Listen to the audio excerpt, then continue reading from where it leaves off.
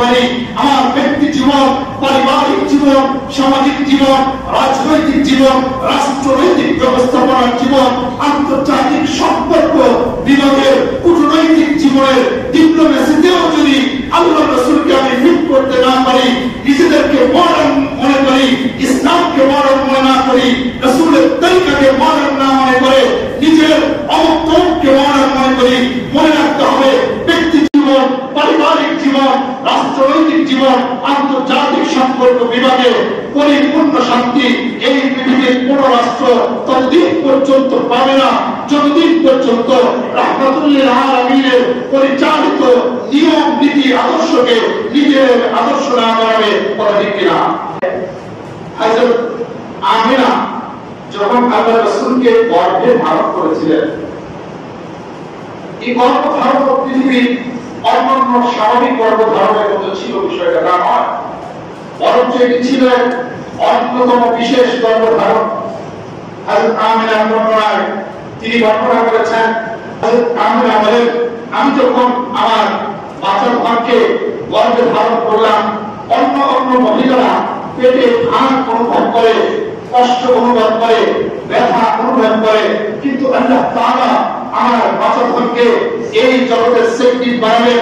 আমাকে কে যেন স্বপ্ন যোগে বলল, আগের থেকেই আমিনাকে বলে দেওয়া হয়, ও আমিনা, তুমি সাধারণ কোন মানুষকে বহন করো নাই, তুমি সাধারণ কোন সন্তানকে তোমার গর্ভে ধারণ করো নাই, তোমার গর্ভে যিনি আসছেন তিনি হলেন সাইয়্যিদুল কওম ওয়া নবিয়্যুহা, এই জাতির সাইয়্যিদুল উম্মাহ, এই উম্মতের যিনি সরদার হবেন, এই উম্মতের যিনি নবী হবেন, তিনি তোমার ঘর আলোকিত করে সারা পৃথিবীকে আলোকিত করবেন। সুবহানাল্লাহ। এজন্য আমাদের হযরত আমিনা সাহাবায়ে کرام রাদিয়াল্লাহু তাআলা আজমাইনদের পর্যন্ত তার বর্ণনা পৌঁছেছে। তিনি তার পরিচারিকাকে বলেন, আমি যখন আমার সন্তানকে গর্ভে ধারণ করলাম, আমি যেদিন একটু টের পাইলাম আমার যে মাসিক চক্র আছে, ঋতু চক্র আছে, এই ঋতু চক্রটি বন্ধ হয়েছে। ঋতু চক্র বন্ধ ছাড়া স্বাভাবিক নিয়মে মানুষের গর্ভধারণের যে কষ্ট অনুভব করতে হয়, স্বাভাবিক নিয়মে মানুষের জন্য গর্ভধারণ করার সময় উঠতে, বসতে, শুইতে, ঘুমাইতে, খাইতে যে ধরনের কষ্ট হয়, আল্লাহ তাআলা আমার মুহাম্মদকে আমার পেটে যদিও দান করেছেন, একটুকু কষ্ট জীবনে কোনদিন আমি অনুভব করি না। সুবহানাল্লাহ। হযরত আমিনা বলেন, বরঞ্চ আমি যেখানে যাই, যখনই যেখানে কোনো মানুষের মধ্যে গিয়েছি, আমি অনুভব করেছি অন্য 10টা মহিলার চাইতে সকলে আমার দিকে আলাদা নজরে তাকায়, সকলে আমাকে আলাদা নজরে দেখে, সকলে আমাকে আলাদা সম্মান মর্যাদা দেয়। বরঞ্চ উম্মে আইমান যিনি পরিচারিকা ছিলেন, আল্লাহ তাআলা তার মধ্যে জ্ঞান পরিমাণ দান করেছিলেন। উম্মে আইমান যার নাম ছিল মূলত বারাকা।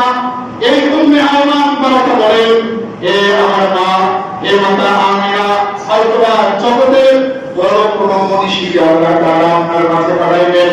হযরত আমিনা বলেন, আমার বাচ্চা যখন দুনিয়াতে এসেছে, অন্য 10টা বাচ্চার মতো কাঁদতে কাঁদতে দুনিয়াতে আসে নাই। অন্য 10টা বাচ্চার মতো নাভির মধ্যে তার কোনো ময়লা ছিল, বিষয়টা এরকম নয়। হযরত মুহাম্মদুর রাসূলুল্লাহ সাল্লাল্লাহু আলাইহি ওয়াসাল্লামের জন্মের ব্যাপারে মা আমিনা বলেন, মুলিদা মাকতুনান, তিনি নাভি পরিপূর্ণভাবে গঠন করা এবং মানুষকে যে খতনা করানো হয়, আল্লাহ তাআলা মুহাম্মদুর রাসূলুল্লাহ হাবিবুল্লাহ সাল্লাল্লাহু আলাইহি ওয়াসাল্লাম, যিনি মুহাম্মদুর রাসূলুল্লাহ শুধু নবী নন, যিনি রাহমাতুল লিল আলামিন, যিনি সাইয়্যিদুল কাউনাইন, যিনি সাইয়্যিদুল বাশার, যিনি ইমামুল মুরসালিন, যিনি সাহিবুল জান্নাহ, দুনিয়াতে থেকে যিনি জান্নাত পরিভ্রমণ করেছেন, দুনিয়াতে থাকা অবস্থায় অল্প সময়ের মধ্যে আল্লাহর কাছে গিয়ে তিনি দেখা করেছেন, নামাজকে উপহার স্বরূপ উম্মতের জন্য এনেছেন।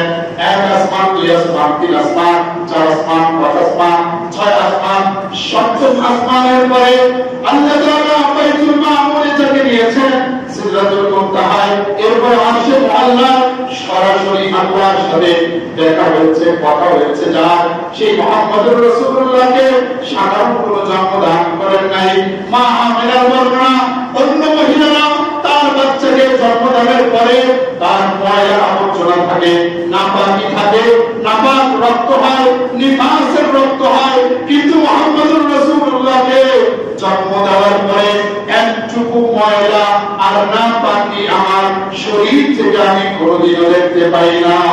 সুবহানাল্লাহ। আমরা এমন নবীর উম্মত, যেই নবী সাধারণ নবীদের মতো নন, বরঞ্চ তার মর্যাদা আল্লাহ এত বাড়িয়েছেন।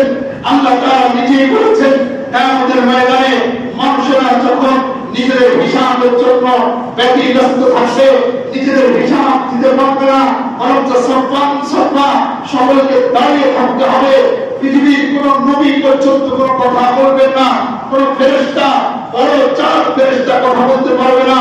আমরা যাদেরকে বড় বড় মনে করি, কোন বড় মানুষ, কোন বড় নেতা, কোন বড় রাষ্ট্রপ্রধান, কোন বড় ব্যক্তিত্ব, কোন কেউ কথা বলতে পারবে না। একমাত্র সঠিক কথা সেদিন বলে সমস্ত উম্মতের জন্য কথা বলে সুপারিশ করার অধিকারী যিনি হবেন, শফিউল মুযনিবিন মুহাম্মদুর রাসূলুল্লাহ সাল্লাল্লাহু আলাইহি ওয়াসাল্লাম। সেই রাসূলকে মান্যতার ক্ষেত্রে, সেই রাসূলকে আদর্শ মানবার ক্ষেত্রে, সেই রাসূলকে জীবনের, আমার জীবনের লাইফ স্টাইল, আমার জীবনের সামাজিক জীবনের, রাষ্ট্রীয় জীবনের, আন্তর্জাতিক পরিমণ্ডলের, ব্যক্তি জীবনের, পারিবারিক সমস্যার সকল সমাধানে আল্লাহর রাসূলকে যদি আমরা আমাদের আদর্শ বানাইতে পারি, একমাত্র আল্লাহর রাসূলের শুকরিয়া আদায় করা হবে।